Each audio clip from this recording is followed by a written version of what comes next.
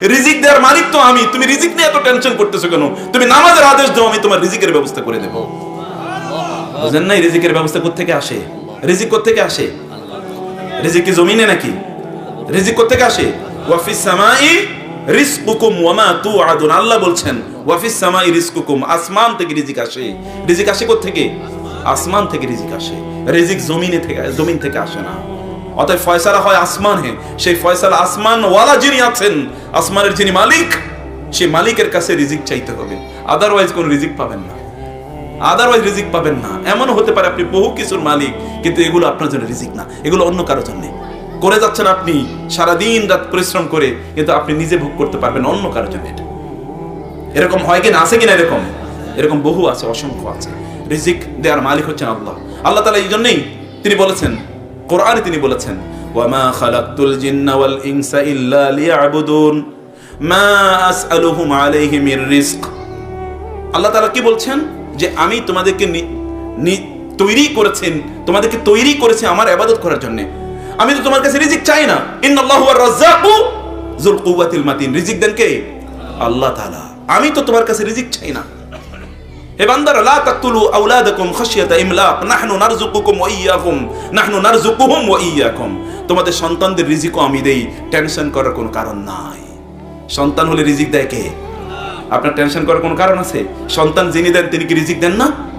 এই জন্য সহিহ বুখারী হাদিসে রাসূলুল্লাহ সাল্লাল্লাহু আলাইহি ওয়াসাল্লাম বললেন, মনে ভালো করে শুনুন, যখন একজন মায়ের সন্তান জন্ম দেওয়ার যখন ইস্যু আসে, তখন আল্লাহ তাআলা এক বিন্দু পানি মায়ের গর্ভের মধ্যে গিয়ে এখানে কি করেন? ওইখানে স্থাপন করে দেন। এক বিন্দু পানি সেখানে স্থাপন করে দেন। তারপর এই পানিটি এটাকে নুতফা আকারে থাকে 40 দিন। সহিহ হাদিসে এসেছে কতদিন? 40 দিন নুতফা আকারে থাকে। নুতফা মানে ড্রপ অফ ওয়াটার, পানি আকারে থাকে। তারপর এটা কি হয়ে যায়? আলাকা হয়ে যায়। এটি আরো 40 দিন পর্যন্ত। আলাকা মানে হচ্ছে রক্তপিণ্ড। ওই যে পানি ওইখানে গিয়ে জমা হয়েছে না মায়ের গর্ভে, এই পানিটা 40 দিনের প্রথম 40 দিন পানি আকারে থাকে। এরপরে 40 দিন এটা কি আকারে থাকে? আলাকা মানে হচ্ছে ব্লাড ক্লট। এখানে যারা কেমিস্ট্রি পড়েছেন আপনারা জানেন, বায়োলজি যারা পড়েছেন তারা জানেন, ব্লাড ক্লট রক্তপিণ্ড, এটা রক্তের মতো হয়। এবং এই জন্য দেখবেন কোন মায়েদের যদি ধরেন ওই 2-3 মাসে যদি তাদের কোনো অ্যাবর্শন হয়ে যায়, অর্থাৎ যদি মিসক্যারেজ হয়ে যায়, তখন দেখবেন কেবল রক্ত, ওইখান থেকে একটা রক্তপিণ্ড কেবল বাইর হয়, আর কিছু না, একটা রক্ত। তারপরে কি হচ্ছে? তারপরে এখানে একটা মাংসের টুকরো, মুদগাতান। এরপর আল্লাহ তাআলা এটাকে মুদগা করে দেন, একটা মাংসপিণ্ড। এরপরে কি? সুম্মা জাআলনাহু খালকান আখারা ফাতাবারাকাল্লাহু আহসানুল খালিকিন। এরপরে তার প্রথম গজায় কি বলেন তো? প্রথম কি গজায়? এই যে এটার নাম কি? কান। প্রথম গজায় কান। তার শরীরের অঙ্গ প্রত্যঙ্গগুলো এখন ডেভেলপ করতে থাকে। প্রথম যেটা ডেভেলপ করে এটার নাম হলো কান। এই জন্য সন্তান যখন পেটে থাকে তখন মায়েদেরকে কি করতে হয় বলেন তো? কোরআন তেলাওয়াত করতে হয়, কোরআন তেলাওয়াত শুনতে হয়, ভালো কথা বলতে হয়, ভালো কথা শুনতে হয়। এগুলো করলে ওই যে সন্তান যে পেটের মধ্যে আছে, ওর কানে সর্বপ্রথম কোরআনের আওয়াজ যায়, এবং এই সন্তানগুলো তখন আল্লাহওয়ালা হয়ে যায়। আদারওয়াইজ এগুলো সব কি হবে? গান শুনতেছে, এরপরে এগুলো বাইর হয়ে তারপরে ডিস্কো ড্যান্সার করা শুরু করে দেবে। দেখেন না এখন পোলাপাইন 2 বছরের বাচ্চা মোবাইল হাতে না দিলে কি খায় না। কোত্থেকে শিখলো এটা? কে শিখিয়েছে তাকে? এগুলো ওইখান থেকে শিখে এসছে, আপনার সন্তানকে আপনি কি শেখাচ্ছেন? যে ওইটা আমার আলোচনার বিষয় না। আমি বলছি যে আল্লাহ সুবহানাহু ওয়া তাআলা এই যে 3 মাস এই যে 40 দিন 3 40 কত? 120 কয় মাস হয় বলেন? 4 মাস। 4 মাস পরে এরপরে আল্লাহ সুবহানাহু ওয়া তাআলা একজন ফেরেশতাকে পাঠান এবং তাকে নির্দেশ প্রদান করেন যে এই শিশুটির জন্য, এই যে সন্তানটি আসবে, এই সন্তানের জন্য 4টা জিনিস লিখে দাও। বিকাতবি আরবা আশিয়া, 4টা জিনিস তার জন্য যেন লিখে দেওয়া হয়। 1 নম্বর হচ্ছে তার লিখে দেবে তার রিজিক কি হবে এই জমিনে, সে কি খাবে, কি করবে না করবে, কতটুকু, এগুলো তার রিজিক লেখা থাকে। এবং 2 নম্বরে লেখা থাকে কি? তার আজল, সে কতদিন এই পৃথিবীতে বাঁচবে, এগুলো তার লেখা থাকে। এবং 3 নম্বরে লেখা থাকে ওয়া আমালুহু, সে কি কাজ করবে। এবং 4 নম্বরে লেখা শাকিয়ুন আম সাঈদুন, সে কি জান্নাতি নাকি জাহান্নামী। এগুলো ওইখান থেকে আল্লাহ তাআলা নির্ধারণ করে দেন। আমি যে কথা বলছিলাম, রিজিক আল্লাহ সুবহানাহু ওয়া তাআলা সৃষ্টির আগেই নির্ধারণ করে দেন কিনা বলেন তো? দেন না? আওয়াজ করছেন না কেন? দেন কিনা? তাহলে আপনার রিজিক নিয়ে এত টেনশন কেন? রিজিকের মালিক যিনি, টেনশন তো যদি করতে হয় তাহলে তার করবার কথা নাকি? রিজিক নিয়ে তো আপনার কোনো টেনশন নাই। তিনি যদি আপনাকে উন্মুক্ত ভাবে দিতে চান, এই ক্ষমতা তার নাই? ওয়ালাউ আন্না আহলাল কুরা আমানু ওয়াত্তাকাউ লাফাতাহনা আলাইহিম বারাকাতিম মিনাস সামাই ওয়াল আরদ। লোকেরা যদি আল্লাহর ইবাদত করত, আসমান জমিনের যত বরকত আছে সবগুলো বরকত আমি ওদের জন্য উন্মুক্ত করে দিতাম। কিন্তু আপনাকে রিজিক চাইতে হবে আল্লাহর সামনে দাঁড়িয়ে। রিজিক চাইতে হবে কি? আল্লাহর সামনে দাঁড়িয়ে। প্রিয় ভাইরা, আল্লাহর সামনে দাঁড়িয়ে। আমি জাকারিয়া আলাইহিস সালামের কথা বলছি। আমি আপনাদেরকে বলছিলাম মারিয়াম আলাইহিস সালাম এর কথা। আল্লাহ সুবহানাহু ওয়া তাআলা তার রাসূলকে নির্দেশ প্রদান করেছেন সালাতের ব্যাপারে। প্রথম নির্দেশ দেখেন না, এই যে প্রথম যে ইকরা এর পরে যে নির্দেশটি, সেই নির্দেশটি হচ্ছে আল্লাহ তাআলা বলেছেন কুমিল লাইলা ইল্লা কালিলা, রাতের সিংহভাগ জুড়ে আপনি আল্লাহর ইবাদত করুন। আল্লাহ সুবহানাহু ওয়া তাআলা তার রাসূলকে সালাতের জন্য কি এতটুকু যথেষ্ট না? আল্লাহ তাআলা তার রাসূলকে ডেকে নিয়েছেন কোথায়? সপ্তম আকাশে নিয়ে যাননি তাকে? সুম্মা দানা ফাতাদাল্লা ফাকানা কাবা কাউসাইনি আও আদনা ফাআওহা ইলা আবদিহি মা আওহা মা কাযাবাল ফুয়াদু মা রাআ। আল্লাহ তাআলা বলে দিয়েছেন, আমি আমার বন্ধুকে ডেকে নিয়ে আসলাম সপ্ত আকাশে, এবং সেখানে এসে আমি তাকে বললাম আপনার উম্মত এবং আপনার উম্মতের উপর 50 ওয়াক্ত নামাজ ফরজ করে দেওয়া হয়েছে। এরপরে আপনারা জানেন বাকি ঘটনা। এরপরে এটা 5 ওয়াক্তে চলে এসেছে। এটা কোথায় আল্লাহ তাআলা ফরজ করে দিয়েছেন বলেন তো? এই দুনিয়াতে। এটার মর্যাদা ওই যে সপ্ত আকাশের মালিকের সাথে যদি কোনো সম্পর্ক রাখতে হয়, তাহলে এই সম্পর্ক রাখার সবচেয়ে শ্রেষ্ঠতম মাধ্যম হলো সালাত। এবং এর জন্য সালাত শব্দের দুটো অর্থ আছে। সালাত শব্দের 1 নম্বর অর্থ হলো সিলা। সিলা মানে হচ্ছে relation between Allah and the creation. বুঝেন নাই? সালাত এর অর্থ হচ্ছে সিলা। সিলা মানে হচ্ছে সম্পর্ক। আল্লাহর সাথে সম্পর্ক রক্ষা করতে হলে, সম্পর্ক তৈরি করতে হলে শ্রেষ্ঠতম মাধ্যমটার নাম কি বলেন তো? সালাত। আল্লাহর সাথে সম্পর্ক তৈরি করতে হলে ডাইরেক্ট রিলেশন। আপনি জানেন যখন আপনি নামাজে দাঁড়ান তখন আপনি কি করেন? আল্লাহর সাথে ইযা কামা আহাদুকুম ইলাস সালাতি ফাইন্নাহু ইউনাজি রাব্বাহু। যখন কেউ নামাজে দাঁড়ায় তখন সে কি করে? তখন সে আল্লাহর সাথে কথা বলে। আল্লাহর সাথে কথা বলা সাধারণ নাকি? বাংলাদেশের প্রাইম মিনিস্টারের সাথে কথা বলেন তো দেখি। কথা বলতে পারবেন? কে কে কথা বলতে পারবেন? হাত তোলেন। প্রেসিডেন্টের সাথে কথা বলবেন? প্রেসিডেন্ট দরকার নেই, আপনার এলাকার এমপির সাথে কথা বলতে পারবেন কয়জন দেখি? চান্সই তো পাবেন না, খবরই পাবেন না। আর এই সকল প্রধানমন্ত্রী প্রেসিডেন্টকে সেকেন্ডের মধ্যে এরকম হাজার হাজার কোটি কোটি প্রধানমন্ত্রীকে উঠাতে বসাতে পারেন যিনি, তার সাথে সম্পর্ক রাখলে কি হতে পারে চিন্তা করে দেখেন। আর তার সাথে আপনি কথা বলতে পারেন নামাজে দাঁড়াইলেই। রাসূলুল্লাহ সাল্লাল্লাহু আলাইহি ওয়াসাল্লাম বলেন, আল্লাহ সুবহানাহু ওয়া তাআলা বলেন, ইন্নী কাসামতু সলাতা বাইনি ওয়া বাইনা আবদি নিসফাইনি ওয়া লি আবদি মা সাআলা। আমি নামাজকে আমার মাঝে এবং আমার বান্দার মাঝে কি করে দিয়েছি? ভাগ করে দিয়েছি। এবং নামাজে দাঁড়িয়ে আমার বান্দা আমার কাছে যা চায় আমি তাকে তাই প্রদান করব। বুঝেন নাই? নামাজে দাঁড়িয়ে ওয়ালি আবদি মা সাআলা, এটা আল্লাহ বলছেন, আর কেউ না। পৃথিবীর যত প্রভাবশালী ব্যক্তি হোক না কেন, সে প্রভাবশালী ব্যক্তি যদি কোনো ওয়াদা করে, এই ওয়াদা মিস হওয়ার সম্ভাবনা আছে কি নাই? আছে। কিন্তু আল্লাহ ওয়াদা করলে মিস হবে নাকি? ইন্নাল্লাহা লা ইউখলিফুল মিআদ। আল্লাহ তার ওয়াদা তো ভঙ্গ করেন না। ইন্নাকা লা তুখলিফুল মিআদ। আল্লাহ তুমি তো তোমার ওয়াদা ভঙ্গ করো নাই। দাঁড়িয়ে দেখেন নামাজে, সত্যিকার অর্থে নামাজে দাঁড়িয়ে দেখেন। ওয়াইবাদুর রাহমানিল্লাযীনা ইয়ামশুনা আলাল আরদি হাওনা ওয়া ইযা খাতাবাহুমুল জাহিলুনা ক্বালু সালামা ওয়াল্লাযীনা ইয়াবিতুনা লিরাব্বিহিম সুজদান ওয়া কিয়ামা। কি অসাধারণ কথা! একটু কোরআনের কাছে আসেন, বুকটাকে একটু খুলে দেন, একটু খুলে দিয়ে দেখেন যে কোরআনের নূর যদি এই বুকের মধ্যে যদি ঢুকে, অন্তরে যদি ঢুকে, তাইলে দেখবেন যে কি আলো দেখতে পান চারিদিকে। অন্ধকার সব আল্লাহ তাআলা গুছিয়ে দেবেন, সব অন্ধকার আল্লাহ তাআলা গুছিয়ে দেবেন। কিন্তু will have to come to salah, you will have to come to salah. Allah তাআলা বলছেন আমি সালাতকে আমার বান্দার মাঝে এবং আমার মাঝে বন্টন করে দিয়েছি। বান্দা, সালাতের একটা অংশ আমার জন্য আর একটা অংশ তোমার জন্য। যাও বলি আব্দি মা সাআলা, আমার বান্দা যখন আমাকে বলে সালাতের মধ্যে, ও যা চায় আমি তাকে প্রত্যাখ্যান করতে পারি না। আল্লাহর ইবাদুর রহমান, ইবাদুর রহমান কি সাধারণ বান্দা না। ইবাদুর রহমান special servants and slaves of Allah. আল্লাহর বান্দাদের মধ্যে সেরা বান্দা যারা, তারা হলো ইবাদুর রহমান। ইবাদুর রহমান আল্লাযীনা ইয়াবিতুনা লিরাব্বিহিম সুজদান ওয়া কিয়ামা, যারা সিজদায় এবং রুকু অবস্থায় তাদের রবের জন্য রাতটা কাটিয়ে দেয়, তাদের রবের জন্য রাতটা কাটিয়ে দেয়। এই যে মুরব্বিরা আছেন না, মুরব্বিরা আপনাদেরকে বলছি, আল্লাহর সামনে যত বেশি দাঁড়াতে পারবেন, কিয়ামতের দিন দাঁড়ানোটা তো সহজ হয়ে যাবে। বুঝেন নাই? আল্লাহর সামনে যত বেশি দাঁড়াবেন এই দুনিয়াতে, কিয়ামতের দিন আল্লাহর সামনে দাঁড়ানো তত সহজ হবে। ওয়ালিমান খাফা মাকাম রাব্বিহি জান্নাতান, আল্লাহ তাআলা বললেন ওয়ালিমান খাফা মাকাম রাব্বিহি, যে আল্লাহর সামনে দাঁড়ানোকে ভয় করে। আল্লাহ তাআলা এই দুনিয়ায় সে যে দাঁড়িয়েছিল আল্লাহর কাছে, এজন্য আল্লাহ তাআলা তাকে অন্যের তুলনায় ডাবল জান্নাত প্রদান করবেন। আল্লাহ তাআলা তাকে ডাবল জান্নাত প্রদান করবেন। সেই জন্য আল্লাহর সামনে দাঁড়িয়ে যাওয়া, আল্লাহর সামনে দাঁড়ানোর শ্রেষ্ঠতম যে ইবাদতটি, সেটি হলো কি সালাত। এই সালাতের আরেকটা নাম কিয়াম, এই জন্য, তাই না?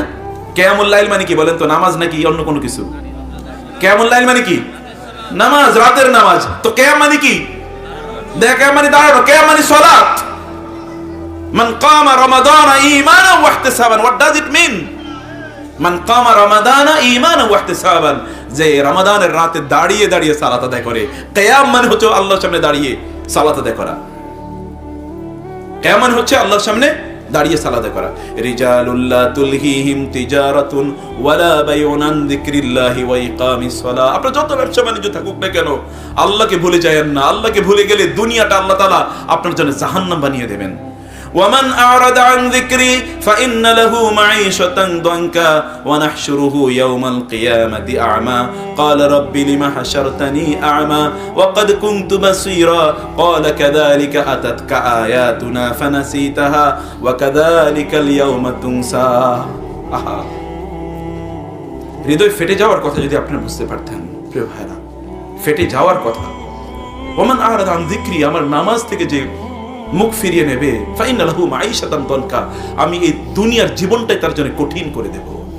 দুনিয়ার জীবন কঠিন করে দেব। কি আপনি যদি যারা আল্লাহ ওয়ালা দিনদার, যদি তাদের জীবনটা দেখতেন, তারা কি জান্নাতের মধ্যে আছে।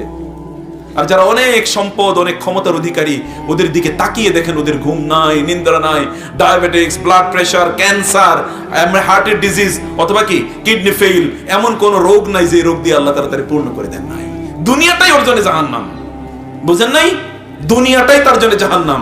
কিন্তু যারা আল্লাহ ওয়ালা, তাদের জন্য দুনিয়াটাই কি আল্লাহ তাআলা তার জন্য জান্নাতের মতো করে দিয়েছেন।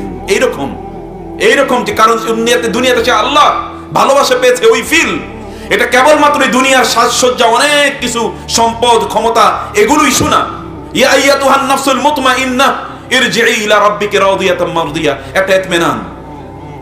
ইব্রাহিম আলাইহিস সালাম বললেন, যখন তিনি বললেন রব্বি আরিনি কাইফা তুহিল মাউতা ক্বালা আওয়ালাম তুমিন ক্বালা বালাক ওয়ালাকিন লিয়াতমাইন্না কলবি। আমার অন্তরের একটা ইতমিনান দরকার, একটা প্রশান্তি দরকার।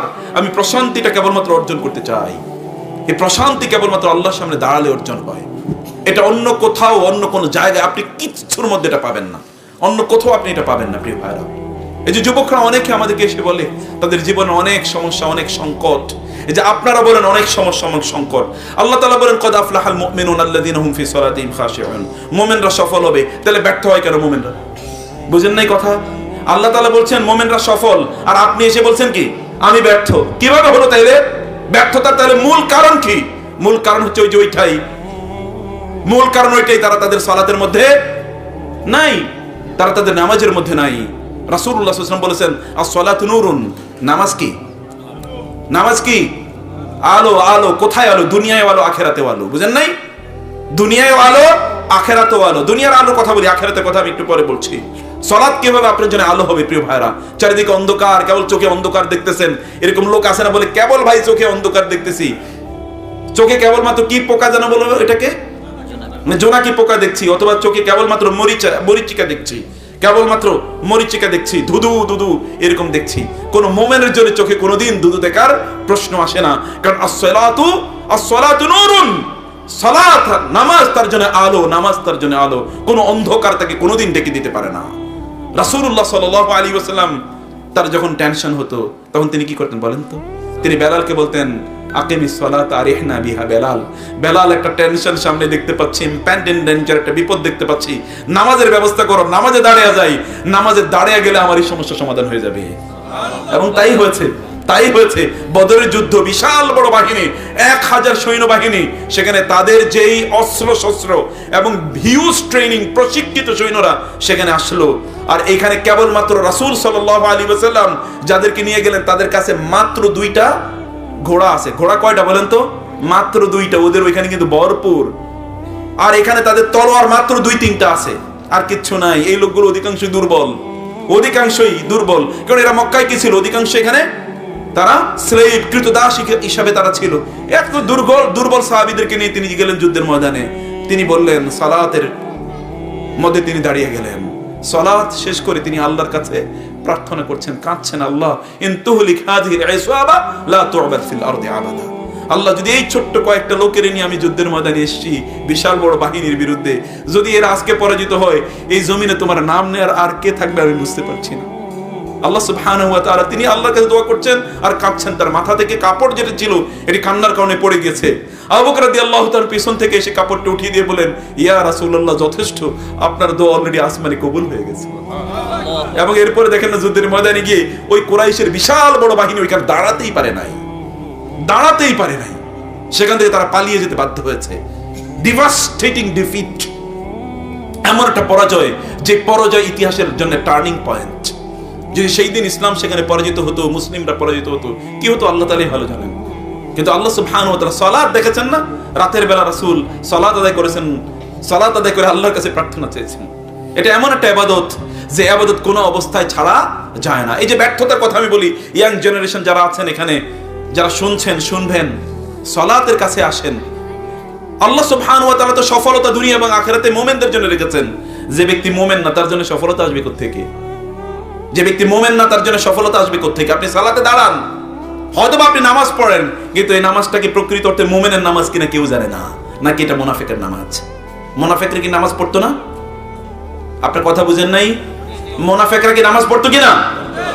ইন্নাল মুনাফিকিনা ইউখাদিউনা আল্লাহ ওয়া হুয়া খাদিউহুম ওয়া ইযা কামু ইলাস সালাতি কামু কুসালা ইউরাউনা আন-নাসা ওয়া লা ইয়াযকুরুনা আল্লাহ ইল্লা কালিলা ইযা জাআকাল মুনাফিকুনা ক্বালু নাশহাদু ইন্নাকা লা রাসূলুল্লাহ ওয়াল্লাহু ইয়ালামু ইন্নাকা লা রাসূলুহু ওয়াল্লাহু ইয়াশহাদু ইন্নাল মুনাফিকিনা লাকাযিবুন ইত্তাখাযু আইমানাহুম জুন্নাতান ফাসাদ্দু আন সাবিলিল্লাহ ইন্নাহুম সাআ মা কানু ইয়ামালুন যালিকা বিআন্নাহুম আমানু ثم كفروا فتبع على قلوبهم فهم لا يفقهون وإذا رأيتهم تعجبك أجسامهم وإن يقولوا تسمع لقولهم كأنهم خشب مسندة يحسبون كل صيحة عليهم هم العدو فاحذرهم قاتلهم الله أنى يؤفكون সূরাতুল মুনাফিক রাসূলুল্লাহ সাল্লাল্লাহু আলাইহি ওয়াসাল্লাম প্রতি জুমায় এটা কেন পড়তেন? এমনি পড়তেন নাকি? ওই যে সামনে যারা আছে তাদেরকে সতর্ক করে দেয়া। ইযা জাআকাল মুনাফিকুন, মুনাফিকরা এসে আপনার কাছে বলে ইন্নাকা লা রাসূলুল্লাহ, সত্যিকার করে বলছি, আল্লাহর কসম করে বলছি আপনি আল্লাহর রাসূল। কিন্তু আসলে আল্লাহ বলছেন আল্লাহু ইয়াশহাদু ইন্নাল মুনাফিকিনা লাকাযিবুন, আল্লাহ সাক্ষী দিচ্ছেন যে মুনাফিকরা মিথ্যুক। ওদের চেহারা দেখলে, কথাবার্তা শুনলে, ছবি দেখলে, নামাজে আসলে আপনি মনে করবেন যে কি তারা সত্যিকার অর্থে খুবই ভালো, আসলে না। যখন তারা নামাজে দাঁড়ায় তখন তারা কি অলস। নামাজে দাঁড়ায় কি অবস্থায়? অলস অবস্থায় নামাজে দাঁড়ায়। নামাজে দাঁড়িয়ে আছে, হাই উঠে। আল্লাহর সামনে, আপনি প্রধানমন্ত্রীর সামনে গিয়ে একটা হাই তুলে দেখেন তো আপনার 14 গোষ্ঠী পর্যন্ত কি করে দেয়। কথা বুঝেন নাই? যায়া দেখেন তো এরকম প্রভাবশালী কোন ব্যক্তির সামনে তাই একেবারে কোড়ামুড়ি দিলেন, হাই তোলেন, কতগুলো আঙ্গুল ফুটাইলেন, আঙ্গুলই তো ড্যামেজ করে দেওয়া হবে। আর আল্লাহর সামনে দাঁড়িয়ে আপনি কিভাবে আঙ্গুল ফুটান? বেয়াদবির তো সীমা থাকা উচিত। মালিকাল মুলক, রাজাধিরাজ, রাজত্বের অধিকারী, সবকিছুর মালিক যিনি, সেই মালিকের সামনে কিভাবে আপনি এরকম বেখেয়াল থাকেন? আপনার নামাজ যে কবুল হয় কিনা এটা আপনি কেমনে বুঝবেন? কিভাবে জানেন? নামাজ পড়লেই তো হইল না। মুনাফিকরা তো নামাজ পড়েছে, এবং নামাজ পড়েছে এরকম না তারা কিন্তু সাধারণ নামাজ পড়ে নাই, তারাও কিন্তু একেবারে সামনের কাতারে হয়তো বা ছিল, এরকমও ছিল। কিন্তু তাদের সালাতের মধ্যে কি ছিল না? তাদের মনোযোগ ছিল না। সালাতের মধ্যে তারা কি করে তারা জানে না। আপনার নামাজের মধ্যে আপনি কি করেন? যে নামাজ ইবাদত তো এতটুকুই করে, নামাজ তাও কয় ওয়াক্ত পড়ে, কয় ওয়াক্ত পড়ে না। যেই কয় ওয়াক্ত পড়ে, ওয়াকাদিমনা ইলা মা আমিলু মিন আমালিন ফাজআলনাহু হাবাআম মানসুরা, একদল ব্যক্তির অনেক আমল, আল্লাহ বলবেন যে আমলগুলো গিয়ে দেখলাম একটাও কি এগুলো গ্রহণ করার মতো না, সবগুলো আমি ছুঁড়ে ফেলে দেব, সবগুলো আমি তুলার মতো, ধুলার মতো এগুলোকে উড়িয়ে ফেলে দেব, এগুলো একটাও গ্রহণযোগ্য নয়, একটাও গ্রহণ করার মতো নয়। নামাজ পড়বেন, নামাজের জন্য, সালাতের জন্য তো অনেক কন্ডিশন আছে, অনেক কন্ডিশন আছে। সেই কন্ডিশন আপনি ফুলফিল করছেন কিনা? আপনি নামাজ যখন দাঁড়িয়েছেন, নামাজের মধ্যে আপনি কি করেন? অধিকাংশ লোক সালাতে কি পড়ে এটা ঠিকই জানে না। সালাতে যখন সে দাঁড়ায়, সালাত যে কিভাবে আল্লাহ রাসূলের সুন্নাহ হিসেবে কিভাবে নামাজ পড়বে সেই সুন্নাহই তো জানে না। অধিকাংশ লোক জানেই না সুন্নাহ এভাবে কিভাবে সালাত আদায় করবে। অধিকাংশ লোক তাদের ওযুটাই আজ পর্যন্ত ঠিক মতো জানে না। আছে কিনা? ওযুর মধ্যে ঘাড় মাসে করা ফরজ না ওয়াজিব? কে? হ্যাঁ, দেখেছেন ওযুর মধ্যে ঘাড় মাসে করা কি? মাশাআল্লাহ, ভালোই তো। ওযুর মধ্যে ওযুর আগে কি করতে হয় বলেন তো? বিসমিল্লাহ বলে ওযু করতে হয়। তারপরে কি করতে হয়? মেসওয়াক করা লাগে না ওযুর আগে? লাউলা আশুক্কা আলা উম্মতি লাআমারতুহুম বিসওয়াকি ইনদা কুল্লি সালাতিন। আমি যদি আমার উম্মতের জন্য কষ্ট মনে না করতাম তাহলে প্রত্যেক নামাজের আগে ওযু করাটাকে ওদের জন্য, প্রত্যেক নামাজের আগে মেসওয়াক করাটাকে ওদের জন্য ফরজ বানিয়ে দিতাম। এটা সাধারণ কথা। কেন এই কথা? ঘটনাটা কি? ঘটনাটা হলো রাসূলুল্লাহ সাল্লাল্লাহু আলাইহি ওয়াসাল্লাম বললেন, কেউ যদি নামাজের আগে সে কি করে? মেসওয়াক করে, তাইলে নামাজে দাঁড়িয়ে সে কোরআন তেলাওয়াত করে, তার কোরআন তেলাওয়াতের সময় ফেরেশতা তার মুখের সাথে মুখটা এরকম লাগিয়ে দেয়, এবং যখন সে কোরআন তেলাওয়াত করে ওই কোরআন তেলাওয়াতটা গিয়ে ফেরেশতার পেটের মধ্যে গিয়ে ঢুকে। কোথায় ঢুকে বলেন তো? ফেরেশতার পেটের মধ্যে। আপনি একটা ফেরেশতারে এরকম ডাকা আপনার সামনে আনতে পারবেন আপনার কথা শোনানোর জন্য? গোটা পৃথিবী পাই করতে পারবেন না। কিন্তু আপনি কেবল মেসওয়াক করেন, ফেরেশতারা আপনার মুখের সাথে মুখ লাগিয়ে রাখে, যে লোকটা কোরআন তেলাওয়াত করছে ওর মুখের তেলাওয়াতটা জমিনে ঢোকার আগে আমার পেটের মধ্যে যাক। এরকম একটা মর্যাদা এই জন্য করতে হয়। এই জন্য করতে হয়। আমাদেরকে কত ধরনের ইবাদত আছে। সালাতের আগে উত্তম করে যদি কোনো একজন ব্যক্তি ওযু করে, তাহলে কিয়ামতের দিনে ওযুর স্থানগুলো কি হবে? সাহাবায়ে কেরাম বলেন, ইয়া রাসূলুল্লাহ, কিয়ামতের দিন আপনি এত হাজার কোটি মানুষের সামনে আপনি কিভাবে আপনার উম্মতের চিনবেন? তিনি কি বলেছিলেন? ওযুর স্থানগুলো থেকে কি হবে? কুররাম মুহাজ্জালিনা মিন আসারিল উযু। ওযু এর স্থানগুলো থেকে কি হবে? আলো বিচ্ছুরিত হবে। সে আলো দেখে আমি বুঝতে পারবো যে এগুলো আমার উম্মত। ওযুটা যখন করেন, আলা আদুল্লুকুম আলা মা ইয়ামহুল্লাহু বিহিন্নাল খাতায়া ওয়া ইয়ারফাউ বিহিন্নাদ দারাজাত। আমি কি তোমাদেরকে এমন আমলের কথা বলবো না যে আমলের কারণে তোমাদের মর্যাদা আল্লাহ তাআলা আকাশচুম্বী করে দেবেন এবং তোমাদের গুনাহগুলো আল্লাহ তাআলা সব মিটিয়ে দেবেন? সাহাবায়ে কেরাম বলবেন, বালা ইয়া রাসূলুল্লাহ, অবশ্যই। রাসূলুল্লাহ সাল্লাল্লাহু আলাইহি ওয়াসাল্লাম বলেন, ইসবাগুল উদুই আলাল মাকারিহি। কষ্ট হলেও সুন্দর করে ওযু করা। কষ্ট হলেও কি করা? সুন্দর করে ওযু করা। ওযুর ব্যাপারেই তো আমরা জানি না, ওযুই তো আমরা ঠিকমতো করছি না, অথবা ওযুর মধ্যে যে আন্তরিকতা থাকা দরকার সে আন্তরিকতা আমরা মেইনটেইন করছি না। ওযুর মধ্যে যে ইখলাস থাকা দরকার সেটা আমরা করছি না। আলী রাদিয়াল্লাহু তাআলা যখন ওযু করতেন তখনই তার চেহারা লাল হয়ে যেত। তার বন্ধুরা জিজ্ঞেস করতো, লিমাযা তাগায়্যারতা, কেন আপনার চেহারা এরকম লাল হয়ে গেল? তিনি বলেন, ওযু করছি তো আমার রবের সামনে দাঁড়াতে। আমার রবের সামনে দাঁড়াতে গিয়ে যদি কোনো বেয়াদবি হয়ে যায় তাহলে কি হবে? এজন্য আমি প্রচন্ড পরিমাণে ভয়ে আছি, ভয়ে। তাদের ঈমানের, তাদের তাকওয়ার লেভেলটা কোথায় গিয়ে দাঁড়িয়েছে? তার তাকওয়ার লেভেলটা কোথায়? সালাত আদায় করার জন্য তার ছেলে হুসাইন রাদিয়াল্লাহু তাআলা যখন মসজিদে ঢুকতেন তখনই তার চেহারা লাল হয়ে যেত। তখনই চেহারা লাল হয়ে, লোকেরা বলতেন, কি ব্যাপার, চেহারা এরকম লাল হয়ে যায় কেন? তখন বলতেন যে আমি তো আল্লাহর সামনে দাঁড়াতে যাচ্ছি, যদি কোনো বেয়াদবি হয়ে যায় যেমন বাবা তেমন ছেলে। এই জন্য সালফে সালেহ তারা বলতেন, তারাকনা দুনিয়া মা নিআলিনা ইনদা বাবিল মসজিদ।